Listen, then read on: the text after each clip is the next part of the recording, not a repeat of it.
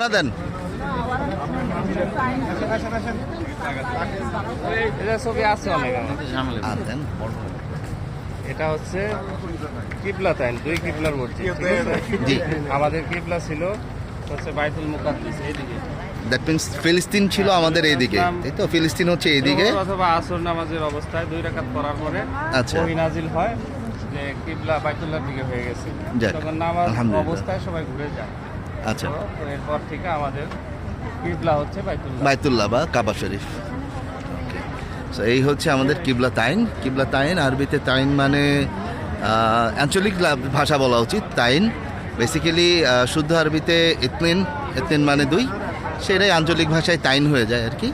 So কিবলা তাইন মসজিদ মানে হচ্ছে 2 কিবলার মসজিদ। সো আমাদের মোয়াল্লেম সাহেব, নিয়ামুল সাহেব, উনি অলরেডি বর্ণনা করেছেন যে এটা আমাদের যখন কিবলা ছিল বাইতুল মুকাদ্দাসে ফিলিস্তিনি, তখন আমরা এই যে পাহাড়টা দেখছেন এদিকে আমাদের কিবলা ছিল, এদিক মুখ করে নামাজ পড়া হতো। দেন আল্লাহর ঘোষণায় উনি দিক পরিবর্তন করে কিবলার দিকে নামাজ পড়া শুরু করেন, যার কারণে এই মসজিদটার গুরুত্ব অনেক বেশি আমাদের ইসলামে।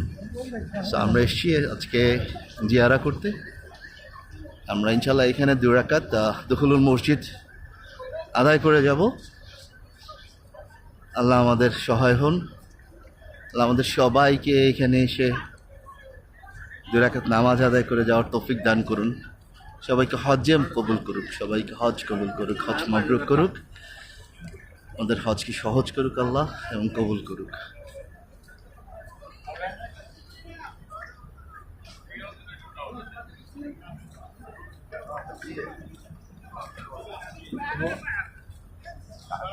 يا السدارة اي والله اول حاجه